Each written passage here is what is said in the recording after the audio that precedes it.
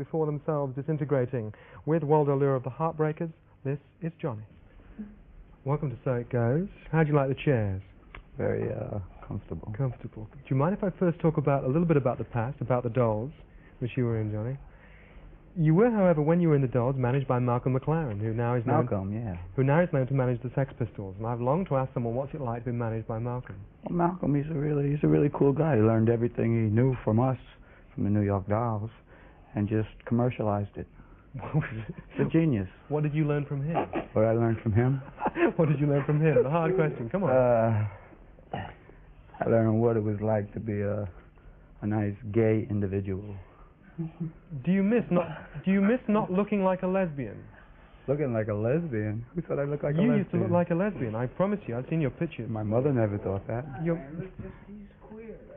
All right. But listen. Let's get on to the fact that you played high energy music. I mean, we mentioned that you kept that alive. New York Dolls, one of the people. Where did you get that high energy idea from? Guys like Iggy Pop, MC5, Eddie Cochran, Gene Vincent. Shangri-La. You've got a long list of influences. Let's go over and ask Walter. What about you? Where did you get it from? Yeah, from the same thing, sort of, in the 60s and the 50s. You go back to the 50s? Well, yeah, I heard records when I was a little kid and stuff like that, and they stuck in my mind. Fats Domino. In England, bands like this are meant to be young. I take it, Walter, you're not that young. I'm really very young, actually, but... young at heart. See, all the bands in New York are a lot older than the bands in England anyway. All right, that's the real question I want to come to. You come from New York, you were doing things with the New York Dolls a few years ago, which now are all the rage in England, and yet America, it's still a very big minority, a small minority cult. Why is America lagging so far behind? Well, Americans, they're all too fat on the hog, you know.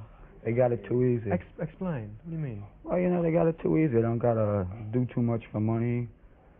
Their chemicals are very easy gotten. So do you think that the kind of music is ever going to make it big in the States, this kind of music? Well, they're all poets, you know. They all think they are Bob Millen and Rita Coolidge and whoever else. Sooner or later it'll come up, but it's just, you know, it takes so long. That's why it's a bigger place and everything. People got thicker heads. It takes a little time to get through to them. All right, very briefly, just tell me, finally, you've got a new single out, One Track Minds. What's it about? Right. Drugs and sex. We have a song over here, Sex and Drugs and Rock and Roll. You don't bother with the rock. We don't talk about rock and roll. It's very natural to us. Yeah, you got by drugs, I'm not going to ask you what, but I mean, I know your drummer drinks, which I find shocking. Yeah, I find that shocking myself. All right, listen, Walter and Johnny, thank you very much. Chow mein. I'm from the Heartbreakers, who specialize in terminal indifference, to a band who specialize in cleansing.